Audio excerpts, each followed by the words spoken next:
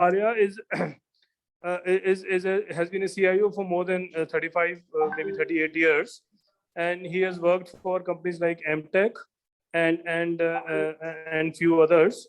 Right now, he's running a consulting company by the name of BizTech, where he heads the technology division of BizTech, and he is also one of the founder members of the CIO Association of India, a lot of whose members are also present in the last two, yesterday and today also. And he comes with the advisory background and with infrastructure as well as application background. That's Mr. SP Arya. Thank you, Samir. It was a nice, short, and sweet concept introduction to me. I am not able to hear you. Hope you've heard me, sir. Please, you continue. Let us start. Okay. Good evening, everyone. And I'm the host and moderator for this excellent panel.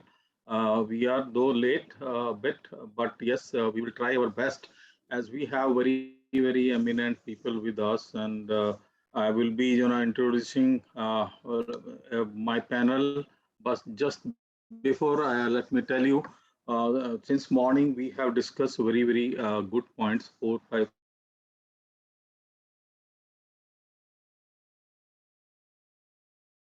points, and this is the part, I think 5th or 6th point we are going to discuss. And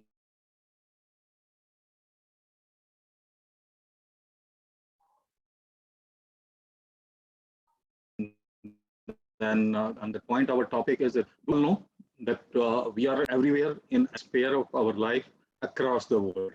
No country is left except few small country is full of digital technology. India has, as you know, has reached the top spot in using the digital transactions. And when we are boasting of these digitalization across the world, and especially in India, we are equally threatened by the serious challenges from hackers, data stealers, okay, data thieves, and which sneak into and then the data and then sell it on the dark web or for wrong regions. Okay, they are ransomwares, they are malwares, there are so many ways and means which are used by them to put you in deep trouble, and you are running from pillar to post to set your whole system back, and then by the time you are back, a lot has gone from the organization and yours as well. It's your credibility gone, your organization credibility gone, credentials gone. It's a big loss. It's more than monetary loss.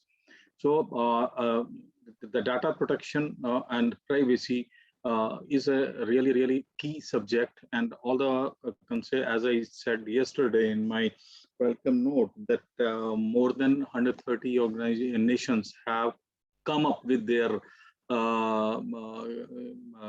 own legislations in data protection and data privacy and information technology regulation laws, and more are working. Many are in pipeline, and many are yet to start. Very few actually yet to start. So today we are going to discuss when we are using or protecting ourselves using hardware tools, software tools, and we know we are having full faith in them. Okay, but there have been instances across the world where either some hardware or some software tool which was actually meant for their security or connectivity is spying on them. So it's a very big question, pertinent question, that are the tools meant for data protection in one jurisdiction? And another point is that whether if I'm using a tool, is it okay? It might be complying to my jurisdiction, but it might not be complying to other jurisdiction. That was a question. And maybe and this way they may be a non-compliant to other countries or other jurisdiction within the country itself. They are a particular, like in the US, each state has its own law. Okay, even in Australia, each territory or state or province has their own specific data protection related or privacy related laws. So today we will discuss this special issue. Okay, and today I have very excellent panel with me, my dear friend Inderjeet Singh and I have Ashish Khanna, Anant Bettadapura, and Gunamuthu with me. And I know they all are very great people. And let me introduce them one by one. Okay, okay. Let me introduce in the rest list. Notable industry speaker, an innovator, and an influencer with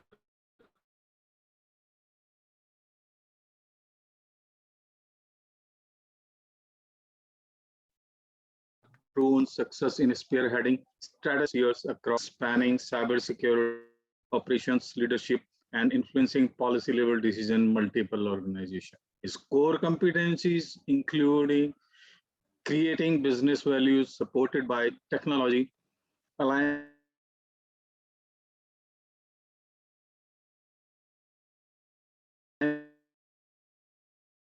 IT with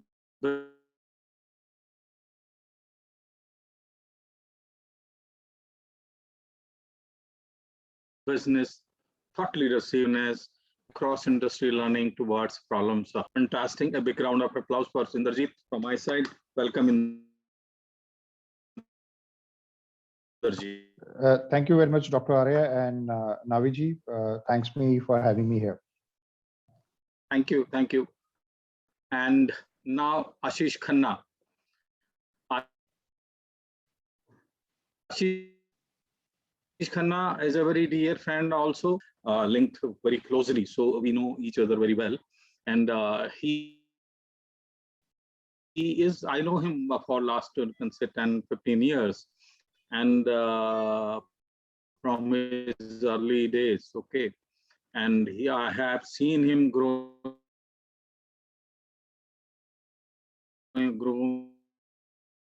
up very fast and very ably. He is a professional with over IT operations, IT strategy formation, application,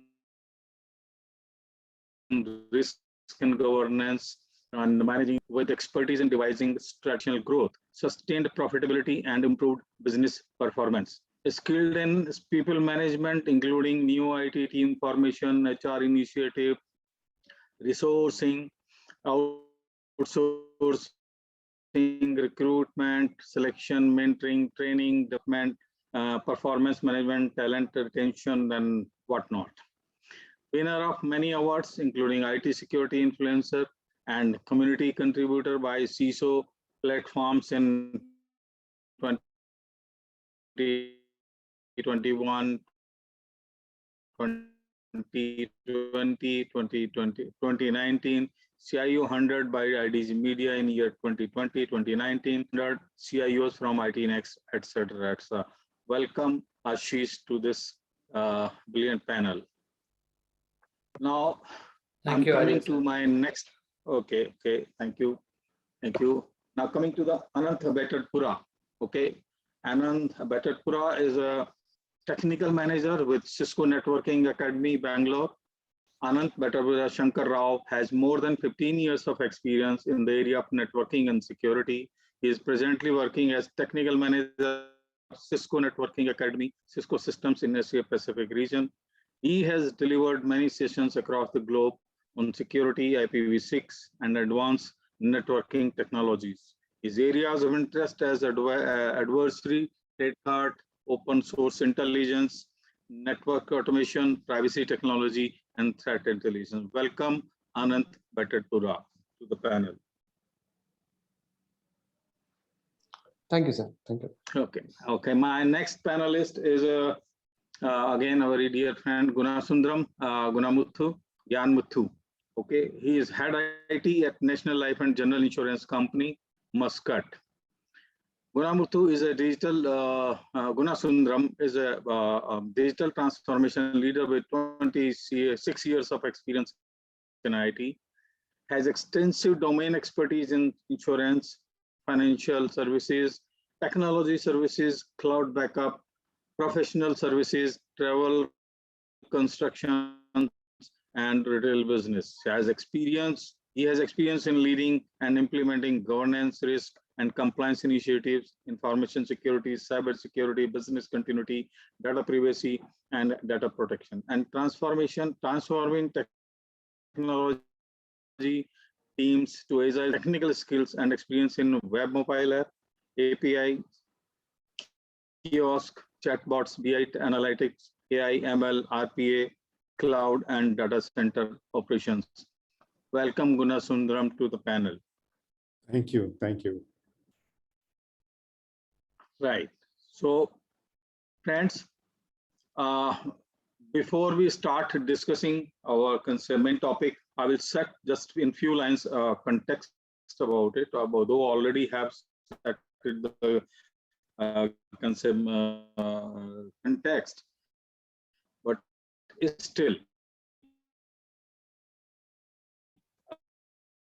I will just say a few lines. So as that increasing use, on quote unquote, the abuse of personal data puts data privacy at the top of your or our business risk management agenda. It is an escapable challenge and dangerous to ignore.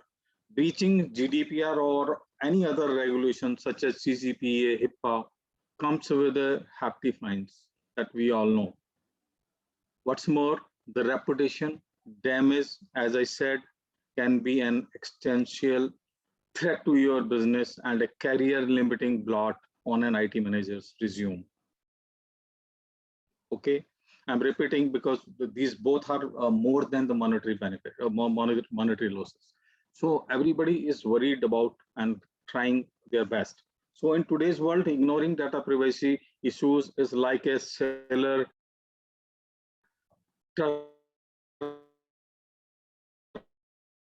turning in a blind eyes to rising seas and a mind importance criticality mind. I'm coming and raising a question. My first question I'm putting up to my panel is, friends, you are working in various industries, one in hotel,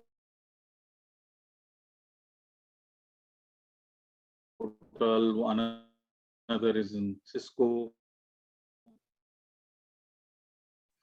Okay, another is with so what we have actually facing in your organization, especially in a hospitality industry or insurance or network industry.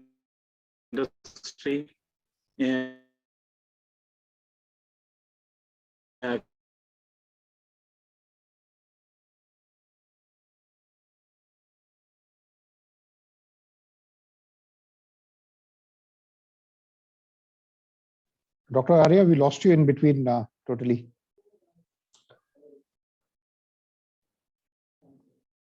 Yeah.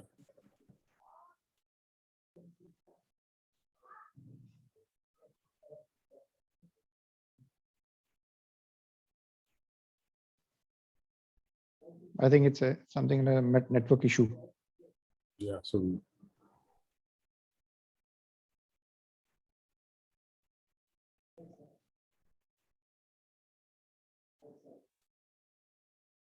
Yeah, I think let's keep the ball rolling. So what he was trying to say is like the devices which are there, and there's always a challenge of the security, which is very paramount. Dr. Arya, we lost you in between. I think you can unmute and we can hear you again. You're on mute, please. Am I audible now? Yes, you're audible. I think you can switch off your camera. Maybe Yes, that it's consuming more bandwidth. Maybe. Yes, Maybe yes. there was some problem. Okay. Yeah. Okay, shall I repeat my question Yes, again? yes, you will have to repeat because we Oh, yes, couldn't yes, yes. I hear will off repeat. because of the funnel towards thereafter. Inder Saab, I was throwing a question. Okay, we all coming from the consider various industries.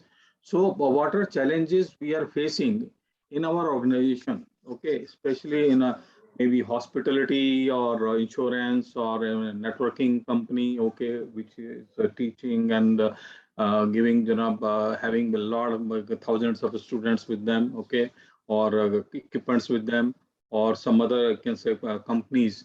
Okay, we have. So, how we are, I can say, keeping the customers' data, personal data, sensitive data, and what challenge we are facing.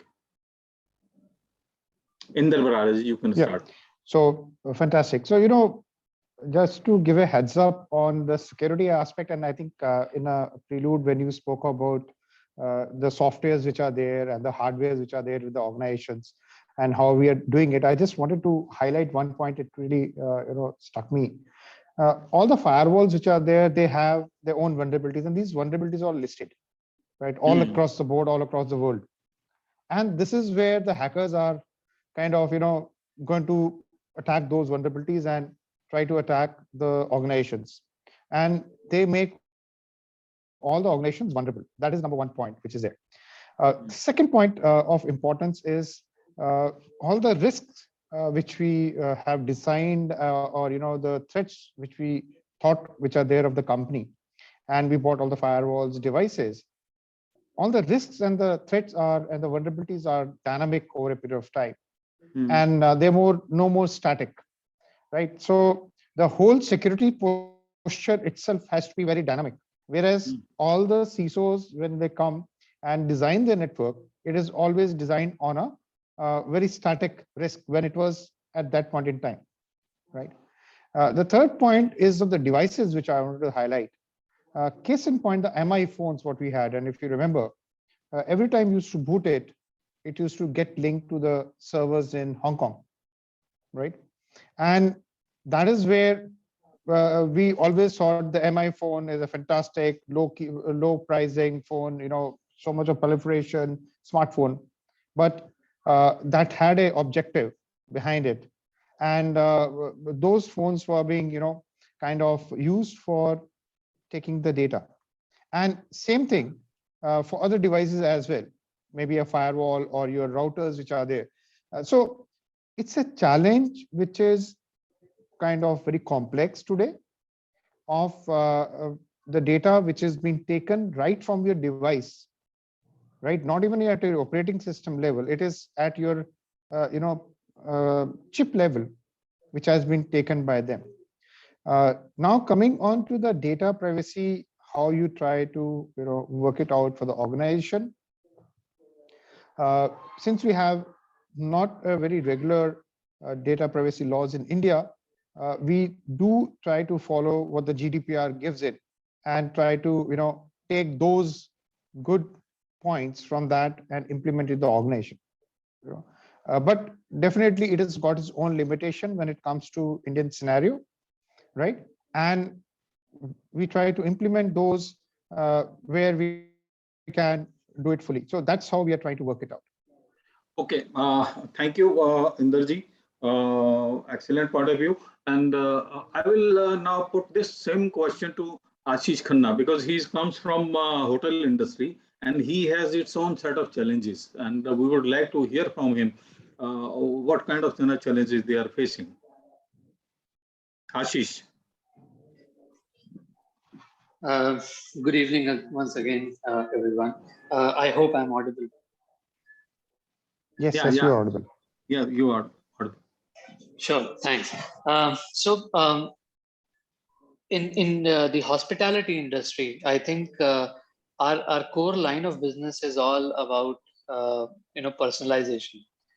When you go to a hotel, right from the time you try to choose or pick a hotel and make a reservation in the hotel, we try and personalize every step of yours. And how is that done? Is by taking in account of whatever your data is available across the public channels, across your previous stays which we had with us, and so on and so forth. And in a way, this is against the whole dynamics of the data privacy law. So it the data privacy poses lots and lots of challenge for travel and hospitality industry.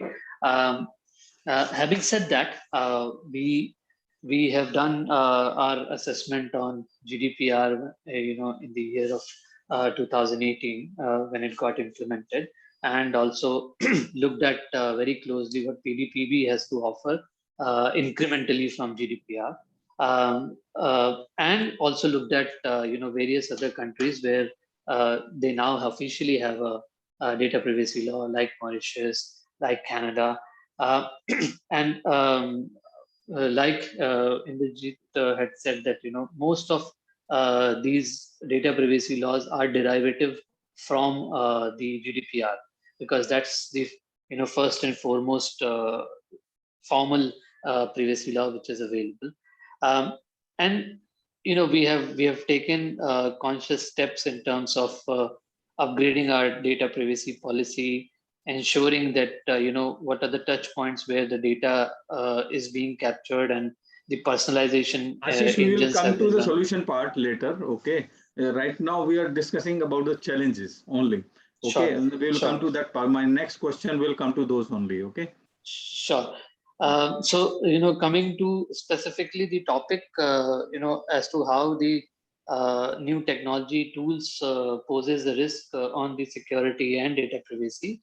I think one of the area which has been a challenge even for all data security professionals is the shadow IT. Uh, you know, Most of the employees these days have an option of going ahead and swiping their card and downloading an app on their machine, and then run it and start consuming it for their enterprise need. And I think that is, in my view, is one of the biggest challenge when it comes to the IT tools which are being used across the enterprises. Okay. But my same question, I will not, I won't repeat it, is to Gunamuthu, okay, who is dealing with the insurance. And today only in the morning, Dr. Triveni Singh told us that the moment you can say do insurance with any company, and the people, okay, who are selling you can say policies, they know that you are the customer of this insurance company, and you receive a call from them. So they are I can say hacking or getting a sneak into the real time data of the concept companies. So how it is possible, or how are you can say facing such challenges? Can you please put a light on this? Yeah. So good evening, everyone. Thanks for Good evening. opportunity for this panel. As far as insurance industry at large in the Middle East is concerned, it is mostly driven by the regulatory authorities, particularly from the information security and cyber security. As far as data protection is concerned, it's still the laws are still evolving. Only in the Dubai financial, except that particular law, there is no specific data protection law. And so when it is coming to these regulations and standards, being an insurer, and also we are dealing with the health insurance, we are also categorized as a health entity. Okay, so then we are getting into the different regulations like Department of Health, etc. So we are collecting certain information about the customer to underwrite the risk. And based on that, we are arriving at the premium. So definitely there are certain information we require. And in order to process the claims, we require certain information about their services they are availing.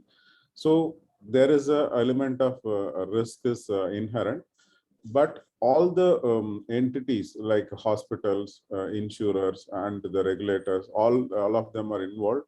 Now slowly it is evolving that the centralized platforms they are bringing in, and based on these standards and the regulations that are coming up, broadly information security is covered, and the data protection it is very young stage, and it is yet to be matured.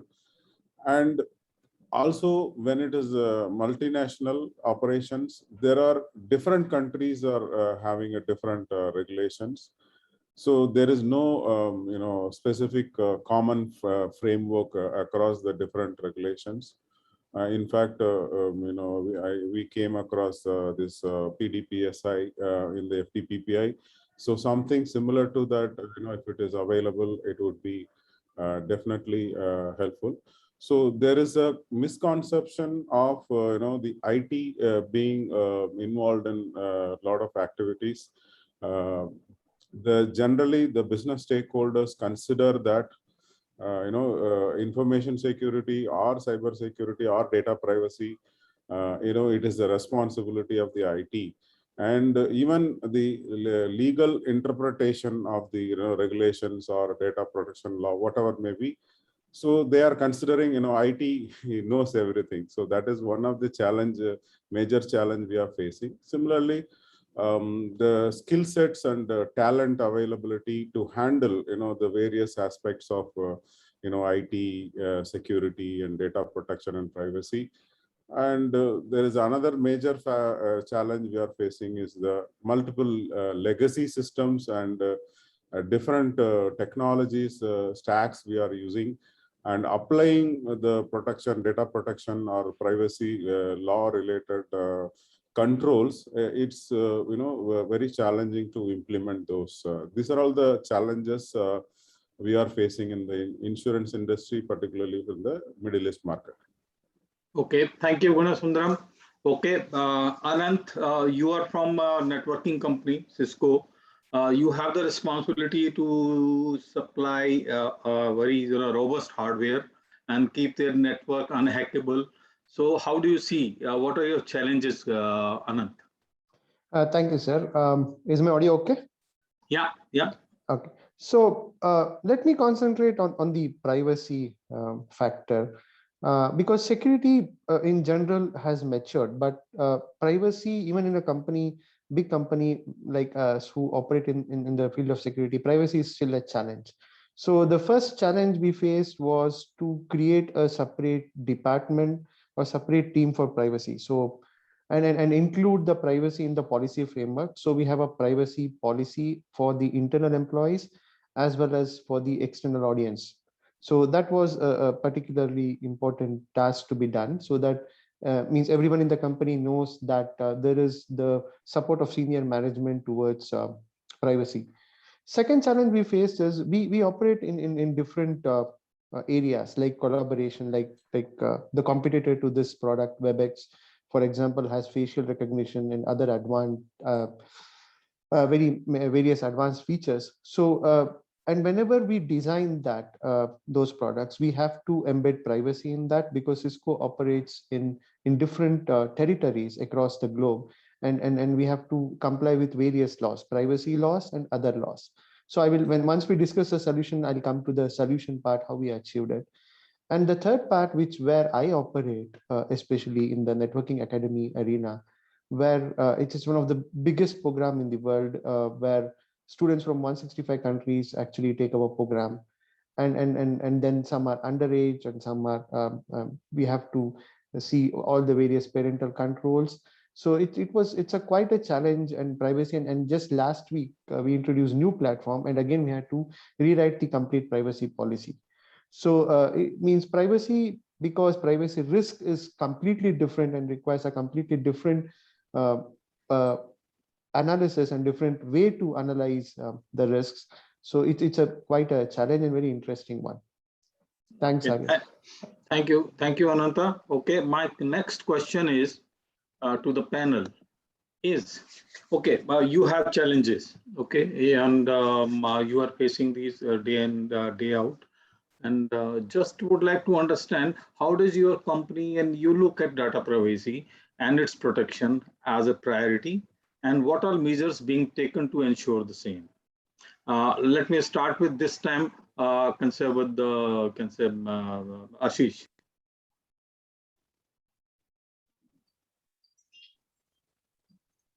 So we have taken data privacy at the as a apex level objective.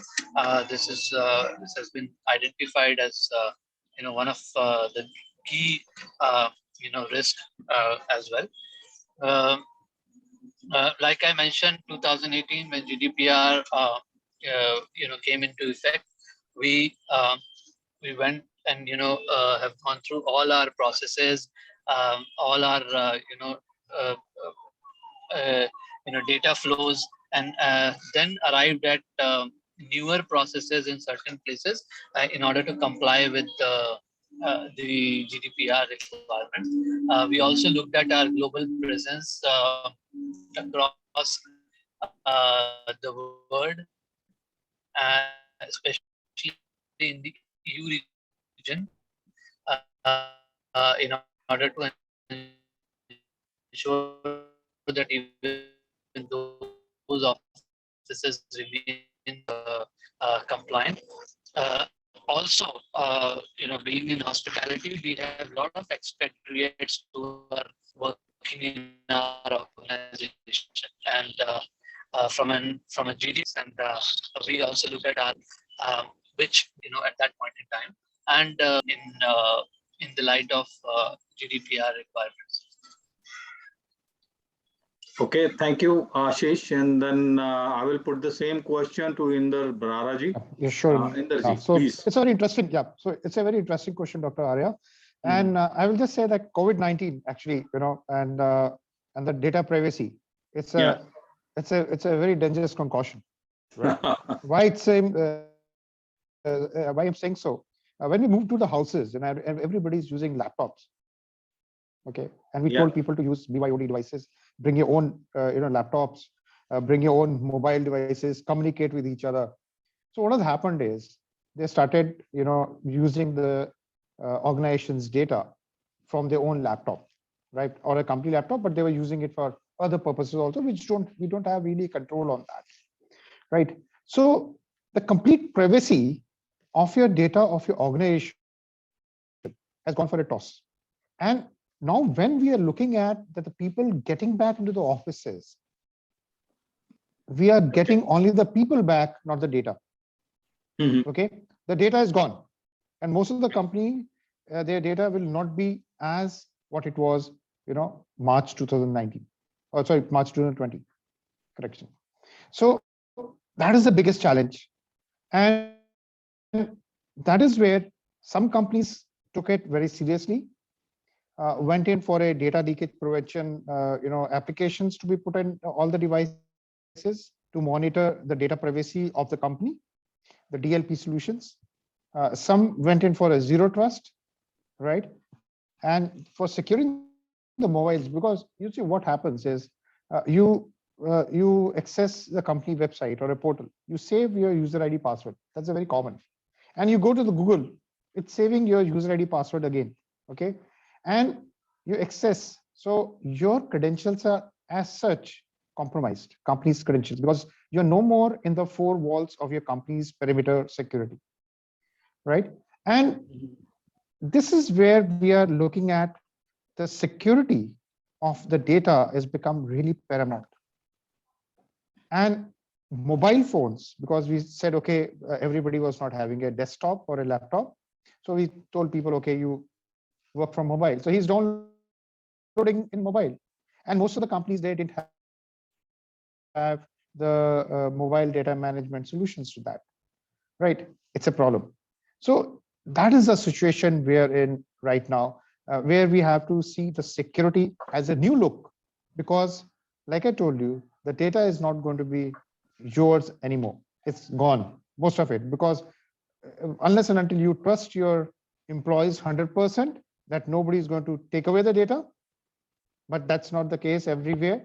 The data is a bigger challenge, and the data privacy is a bigger challenge post-COVID now, right? Okay. So we need to really work on the drawing board again as to what should be our data privacy policy, how should we counter the data leakage, which already has happened, which may happen, or it may be used by someone later on.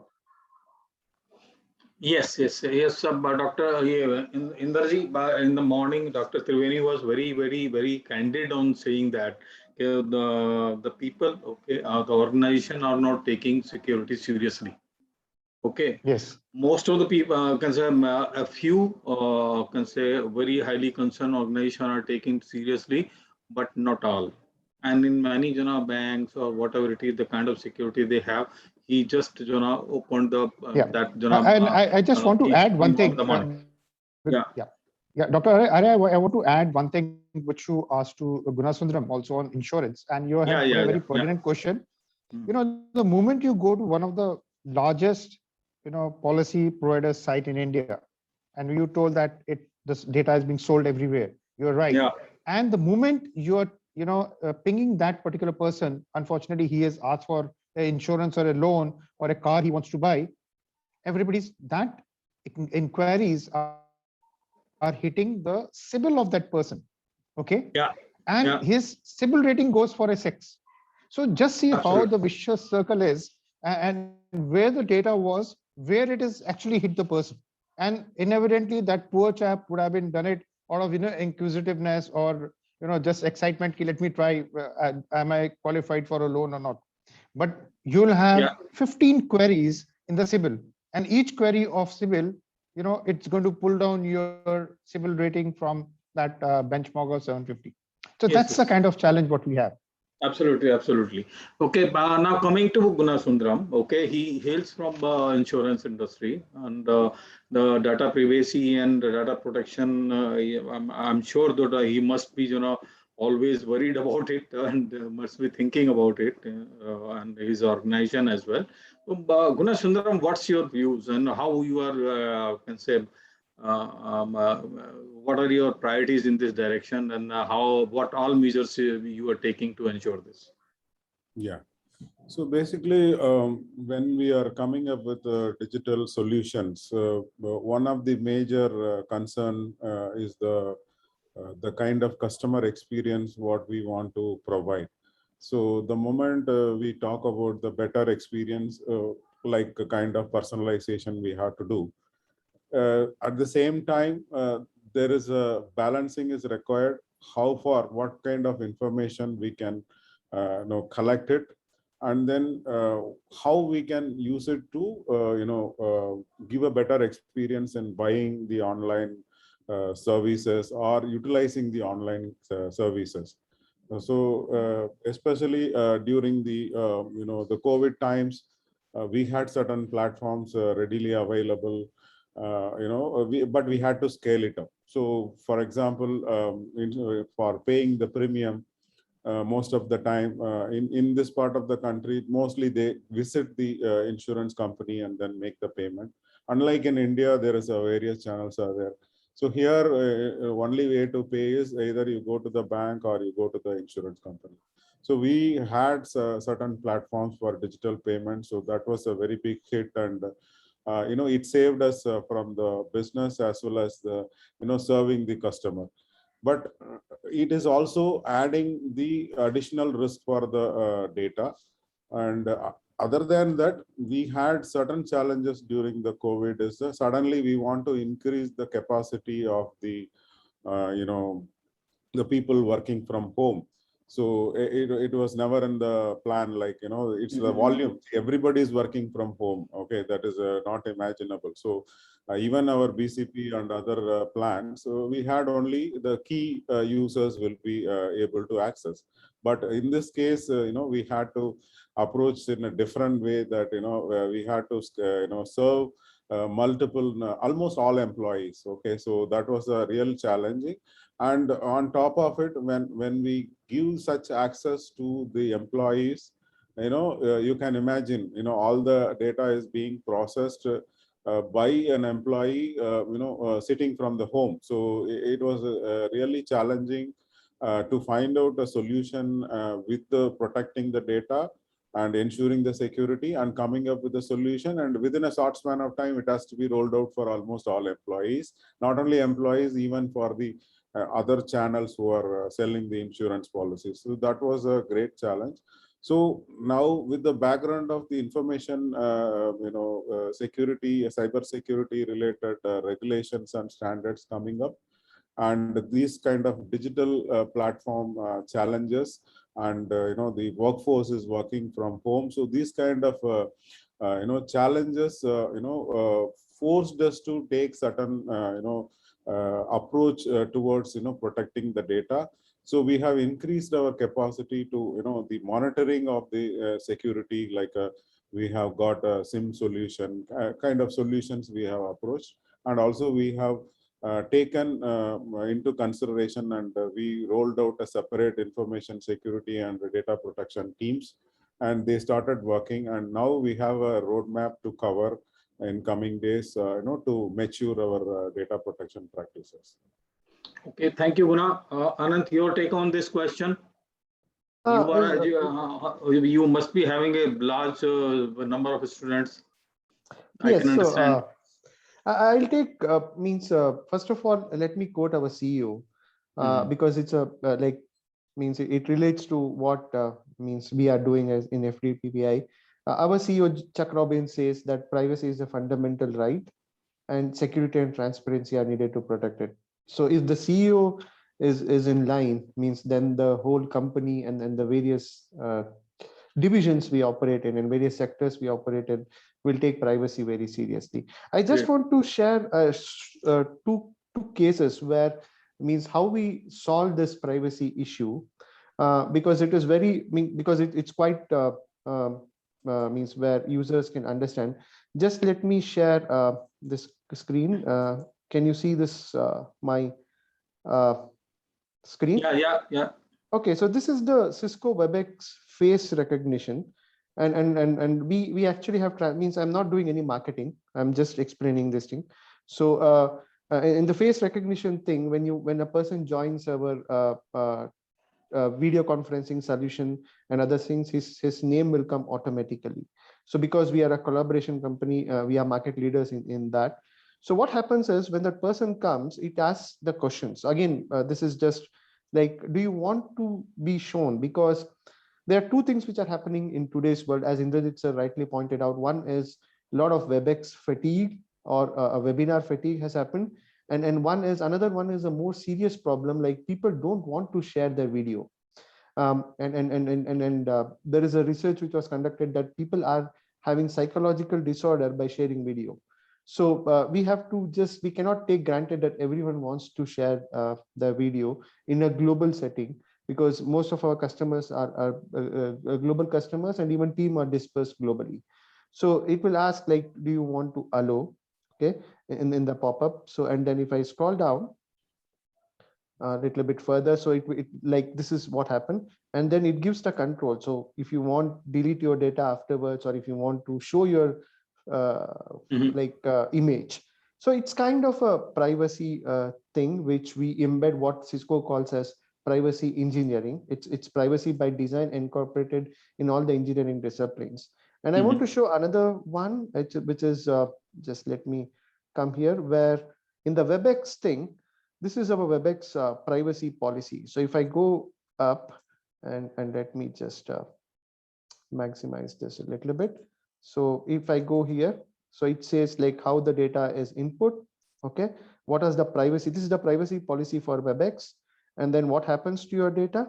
Okay, and Cisco will not share access unless shared by customer. So this is one more thing, because most of the solutions nowadays are software as a service, which are which operate on the cloud. So we have to be very transparent to the user, so that they are actually confident and actually really trust Cisco. So admin, logistics, what happens? And the most important thing, which is very important in the cloud thing, is especially because we operate in various regions where compliance becomes a major issue. So it also shows how your data is deleted, which is very, very important. So in the cloud service, I see a lot of concerns that your cloud is not deleted. So Cisco keeps the data. No, it shows what Cisco does and where your data center locations are, and what is the access key, what is being done to your data.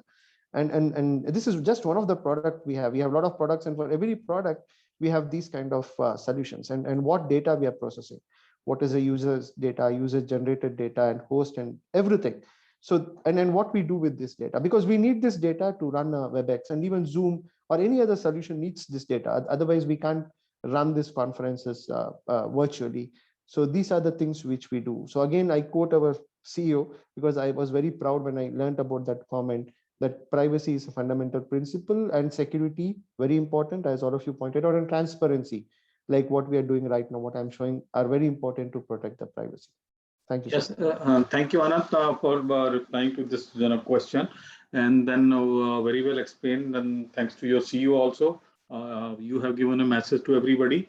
And yes, today everybody, all the organizations are adopting privacy first, or can say, and zero trust strategy. They are not ready to compromise on these issues, because it has become a very hot topic and very critical topic and critical requirement for every organization.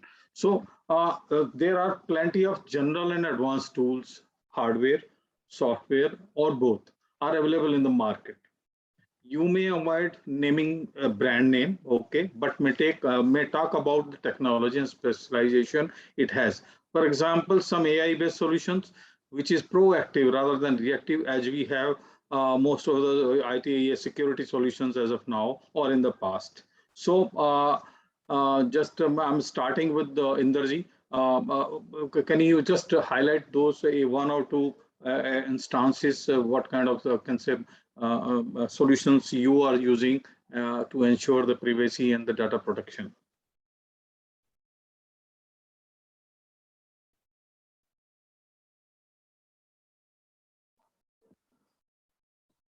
Inderjeet sir, you are on Inderjeet, mute. you are on mute.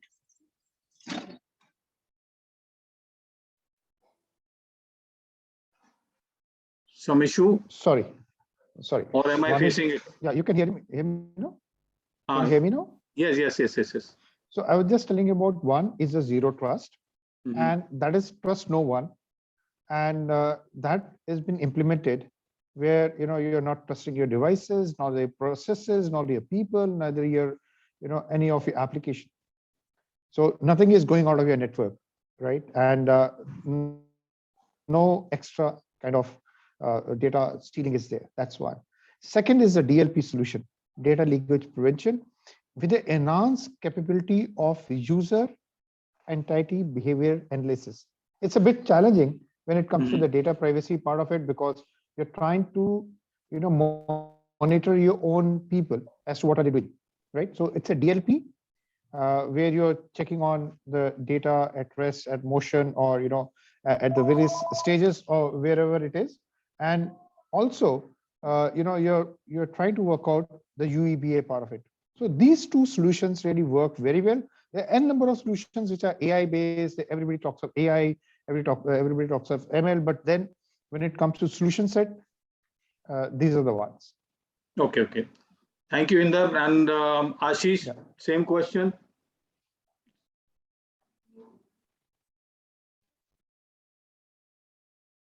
Ashish, can you hear me? You are muted.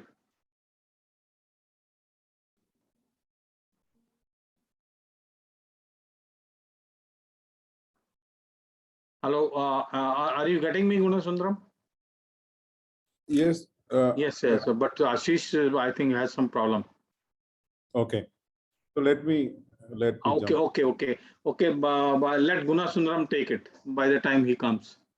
Yeah.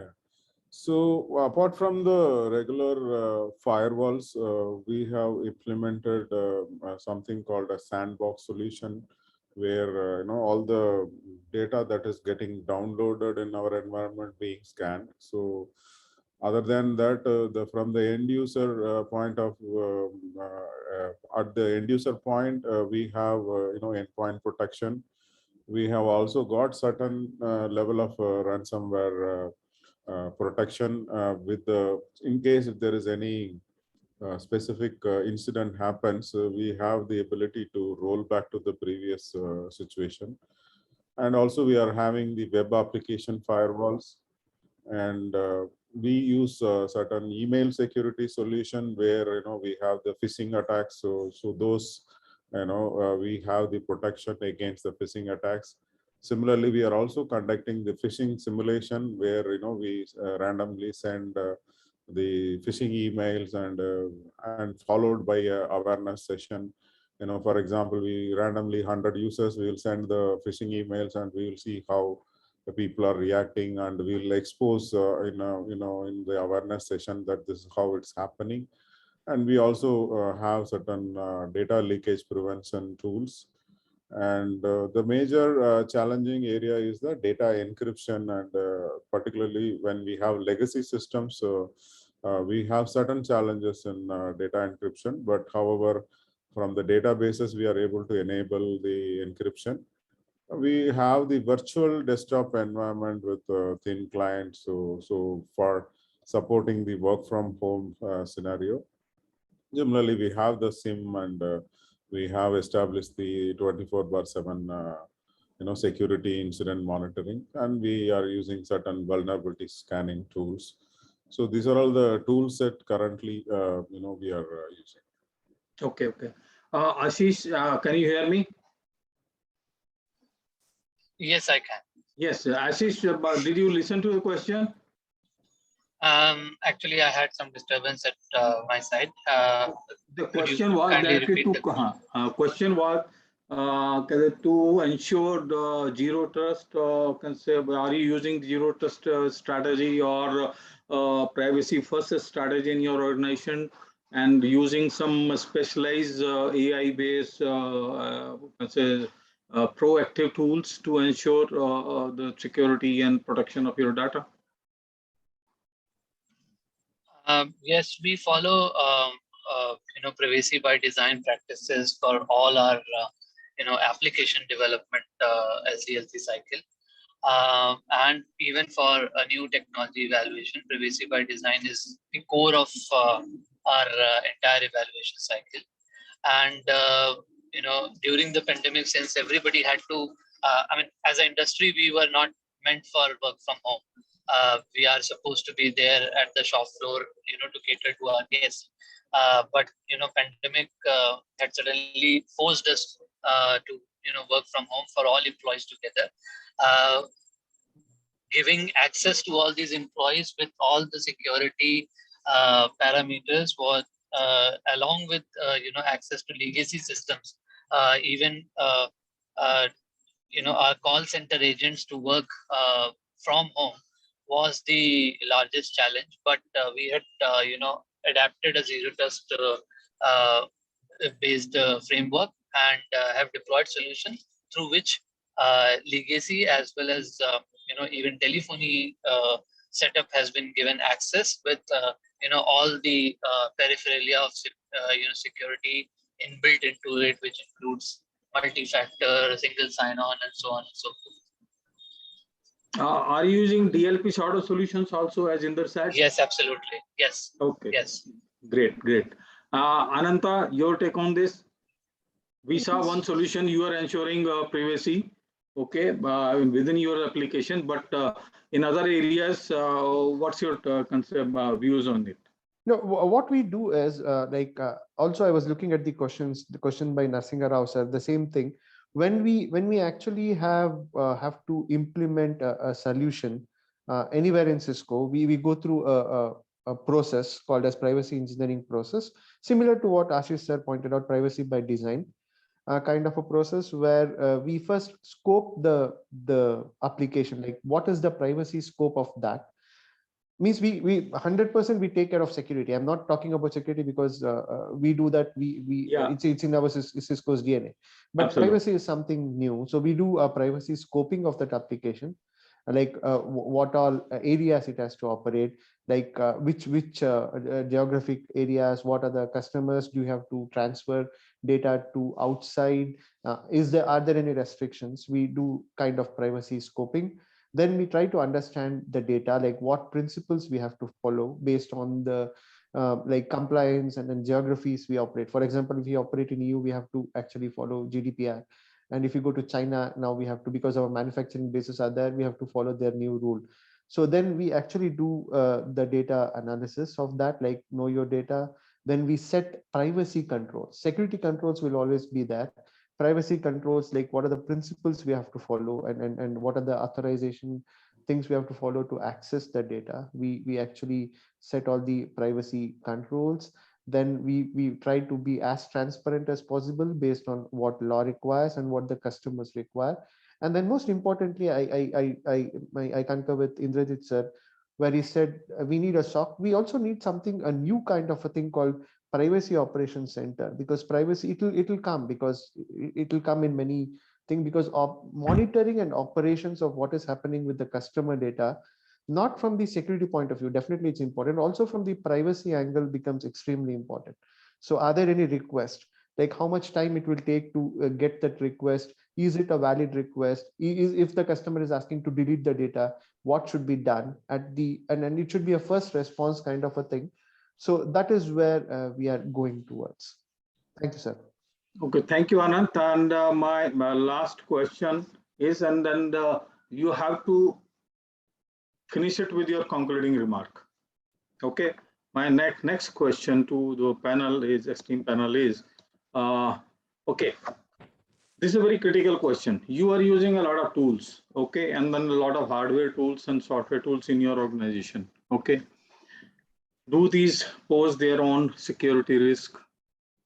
We heard that there are apps which are stealing data from our mobiles. So though we deploy them for our security or some protection, but in turn they are stealing some data. There were instances, there's some routers and other things were found to be stealing your data or transmitting your data. So yes, without naming anybody, you can say your views on that and how alert you or me have to be about these, and is there a way to trace them, or do we need a specialization tools to detect them also? So I'm starting with once again with Inderjeet. Okay, fine, great. It's again a good question, and I'll try to be very concise because this is a very longish answer which I can give. But then I try to be very concise, put it in point form so that it becomes very interesting for everybody to hear. Right. The difference between, or the gap between you getting hacked or your data getting compromised is only one click, right? And that's where you will get a phishing mail and you're gone. Your complete networks are gone. So primarily what we are gone in for, all the CISOs generally looking for a plethora of cybersecurity tools which they put it, right? But unfortunately, what is happening is none of them really talk to each other, and they were all signature based, right? And whereas the threat landscape has totally changed over a period of time, and that's what we were, the earlier talk which was there, we spoke of the IIoT, and that increased the threat landscape altogether. Now, having said so, cyber attacks are bound to happen, right? And if you're not been hacked, you will be hacked. Your data will be gone. So what do you really need to do? One, you should go a step ahead of the same what you have, the SEIM. You need to look in for a SOAR kind of environment, SOAR, right? You're talking of environment called, or solutions called XDRs, DLP, right, which I spoke of earlier. And now you need to look in from a real-time threat intelligence of your network. If you're a large network, then you really need to work in for a threat intelligence and also the threat hunting. That we are being Earlier we were leaving it to the red team and the blue team, and that was the exercise which you done. But retrospectively, now you need to do it real time, 24/7, right? Especially like a case of a financial institution like insurance, you really need to find whether there is a JS script which is there in the site and trying to sniff away all the data what anybody's typing. Whether there's a phishing site which is coming up in the same name, round the clock, because they will have 100 sites of the same insurance company.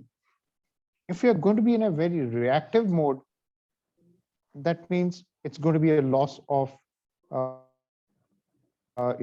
revenue, lots of money, lots of data, because that's going to happen. And hackers have got a playing ground. They hack you, they ask the money, they sell the data in the darknet, right? So it's a complete vicious circle what they do.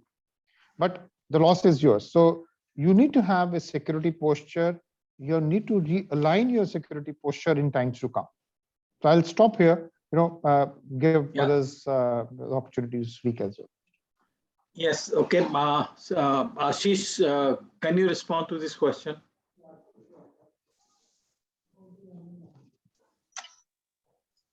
So, Arya sir, my view on this is that there are a lot of tools like Inderjeet ji has just mentioned, which are being deployed currently to bring the visibility of what's happening on your network. And it is absolutely important, because in the security parlance, we say that you can protect what you can see. If you're not monitoring, you do not have a real-time threat intelligence happening on your network, you can't really monitor. So monitoring is one very, very important aspect. It's very easy to mention that there are nowadays a lot of free apps which the users actually download and start using it for your official purposes, because the lines are very thin. So for example, a user will go and download an app which manages multiple calendars, a personal calendar of a user as well as the enterprise calendar. But that free app, what are the kind of vulnerabilities it brings in, and from there what can creep into your exchange is anybody's guess. But having said that, we all are aware of legitimate softwares and supply chain based zero-day attacks like SolarWinds and Microsoft Exchange in the recent past. So what is very, very important is that we have to bring in real-time monitoring and threat intelligence on the network to ensure what data is being, what is the egress and what is in ingress traffic, and look at deployment of machine learning and artificial intelligence to look at patterns of this data, and then take certain calls on its own, like Inderjeet ji mentioned about SOAR, or highlight to the internal red team clearly that there are certain patterns which are seen, and then the actions can be taken. Right. Thank you, Ashish. And now this question I'm throwing to Gunamuthu. Okay. I would like to understand whether he faces such any issue so far. Yeah. So see, there are certain security solutions which are offered on the cloud. There are options. Some of the solutions are provided both on-premise and certain solutions are in cloud. So wherever we have cloud, so due to the regulators, there is a data residency requirement. So certain solutions we are unable to use, even though they have the relevant features. First level, from the information security team itself, they will reject it, and on top of it, the regulator has certain restrictions. So that is one challenge. And in terms of the vulnerabilities that is inherent in any tool, so definitely. Like Ashish quoted, there is a SolarWinds kind of incidents we have. So we are going for the solutions based on their feature list. So probably in future, what we are looking at is if there is any specific certification or standard, if that is cleared by such solutions, then companies like us can using those kind of validation, it would be easy for us to choose such solution. But anyway, every software company is facing the inherent vulnerability challenge. So that is perennial. So we don't have a solution right now. What I'm looking forward, the way forward is there are certain practices like DevSecOps and privacy engineering, definitely privacy by design. These are all definitely will add value to either in-house development or a vendor development or the solution developers. And as an industry also, there is a privacy tech industry is also coming up, and there is a great potential even in India, in other countries, and there are a lot of tools are available. But specific to the market and specific to the regulations and complying with multiple regulations, whether one solution vendor is capable of handling all. So that is a really challenge for the vendor themselves. So these are all the issues I'm thinking on the inherent risk of the tools, Doctor. Thank you, Guna. And now quickly, I would request Anant to answer this question quickly, and then we will see that there are some questions. We will take up those questions from Yes, the sir. audience. Thank you, sir. All the points are correct, but only one thing is user awareness is most important, because my mother is around 70 years old, and she has become a smartphone user. So I have told her that don't click on anything, and if you get any call it's unknown number, don't pick it, and if you don't know, please ask. So same thing applies in the real world. If any employee should be trained that if he doesn't know what to do, please ask the concerned team. Many problems will be resolved. And don't click on the damn thing. That's very important. Thank you. Okay, thank you all. So thank you for your valuable inputs on this very flagrant topic. And then if I sum it up, you people have to be very highly alert in terms of when they buy solutions. DLPs must hope you all four are using DLP solution. Am I correct? Yeah. Sure enough. Yes, DLP is Yes. a very key instrument, or very key solution in protecting your data. Okay, it has multiple ways to protect your data. It can't protect your data if someone is taking a picture from your screen. That's the only thing it can't stop. Else it stops everything. So user awareness, as you told, and then now I'm taking some questions, and then we will be concluding this session. Question, if I say, it's first question is Narasimha Rao. Okay. Are there any software tools used in organization to implement data privacy?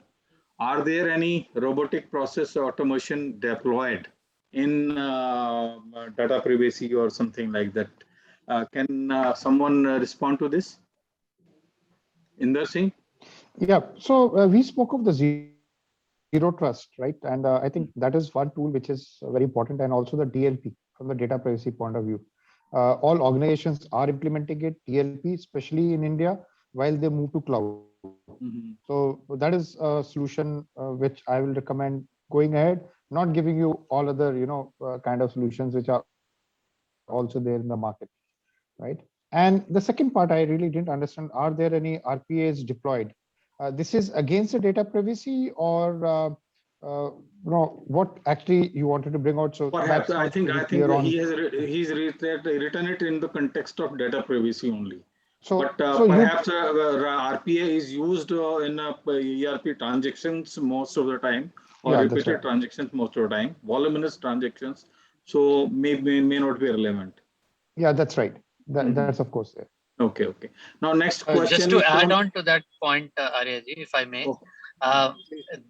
I mean, these days there are a lot of privacy related tools which helps in terms where you have to actually hand over your data to a third party. It helps you do anonymization of that data with unique characteristics, so that the data could be given to a third party. They can do the analysis and give it back to you in a anonymized format, which protects the data privacy for the data subject. And Okay. that is a very prevalent tool which is taking the center stage in terms of data privacy. Okay. Next question is from Marina Bangeri. Okay. Perhaps Ashish or Anant can answer it. Okay. How are telephony services provider, specifically for call records, putting security measure for data in transit need? Please take an example and explain briefly, since compliance to try is required.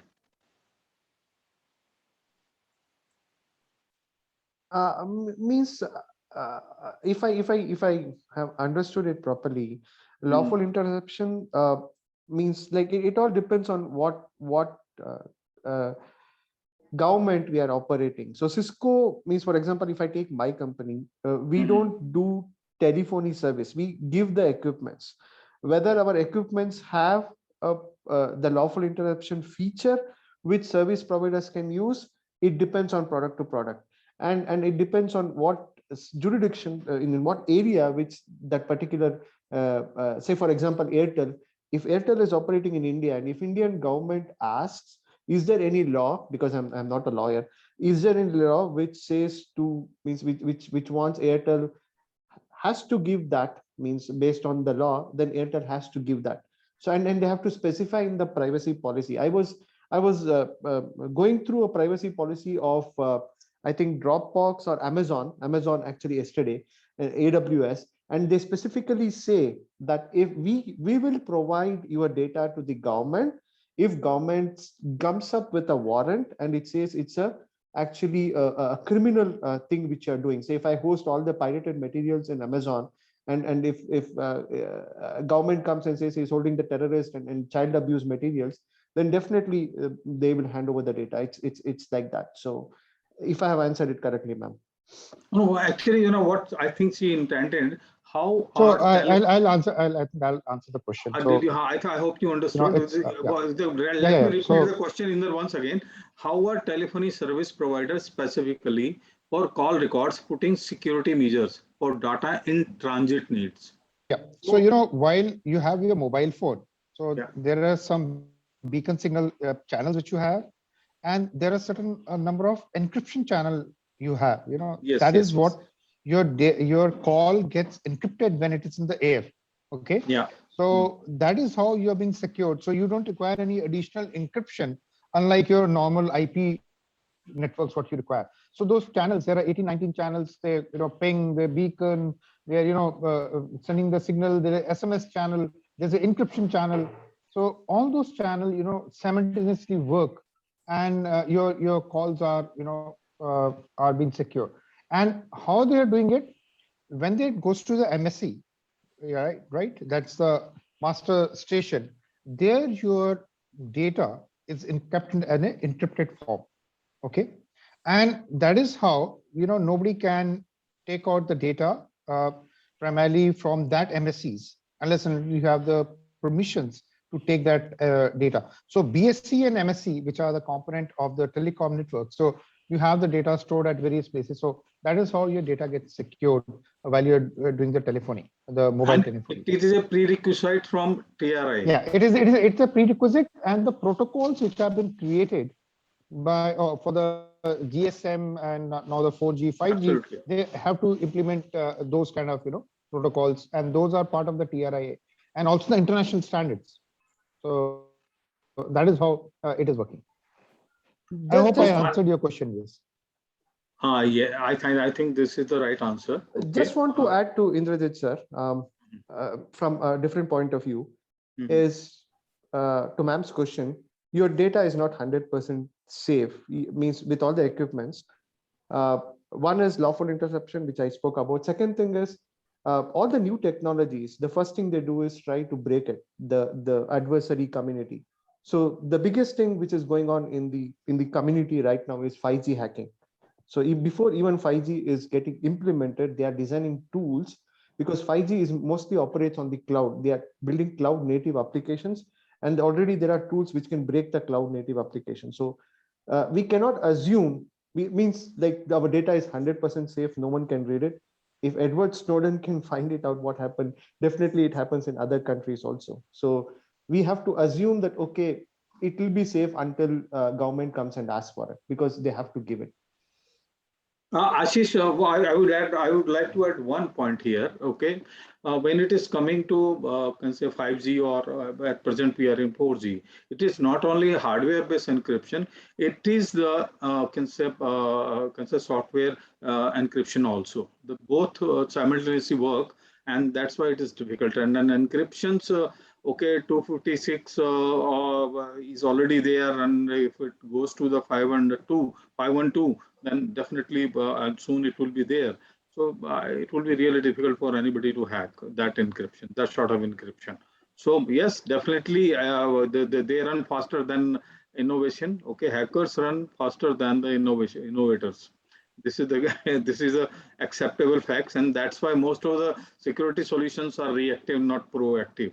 Only of late people are trying with using ML and DL to make them but proactive.